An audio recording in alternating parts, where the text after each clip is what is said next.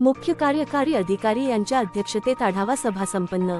पंचायत समिती आर्णी येथे दिनांक 4 ऑगस्ट रोजी मुख्य कार्यकारी अधिकारी जिल्हा परिषद यवतमाळ श्री संतोष धोत्रे साहेब यांच्या अध्यक्षतेखाली तालुकास्तरीय आढावा सभेचे आयोजन करण्यात आले। दरम्यान पंचायत समिती आर्णी गटविकास अधिकारी यांच्या हस्ते मुख्य कार्यकारी अधिकारी यांचे शाल, श्रीफळ व रोपटे देऊन सन्मानपूर्वक स्वागत करण्यात आले। आयोजित आढावा सभेमध्ये पंचायत समिती अंतर्गत कार्यरत विविध विभागांच्या कामकाजाचा सखोल आढावा घेण्यात आला। प्रत्येक विभागाच्या प्रलंबित व प्रगतीपथावरील कामांची माहिती संबंधित विभागप्रमुखांकडून घेऊन त्यांना आवश्यक त्या सूचना व निर्देश देण्यात आले।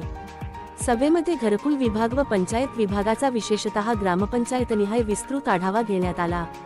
प्रधानमंत्री आवास योजना, ग्रामीण घरकुल योजनांतील मंजूर, प्रगतीपथावरील व अपूर्ण घरकुलांची ग्रामपंचायतनिहाय समीक्षा करण्यात आली।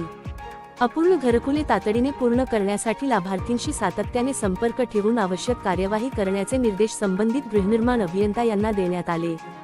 पंचायत विभागाच्या आढाव्यात ग्रामपंचायतींची कर वसुली, अभिलेख अद्ययावतीकरण, स्मशानभूमी बांधकामे तसेच शासनाच्या विविध योजनांची अंमलबजावणी, ग्रामपंचायतींची प्रशासकीय कामकाजाची स्थिती तसेच विविध योजनांच्या उद्दिष्टपूर्तीचा ग्रामपंचायतनिहाय आढावा घेण्यात आला।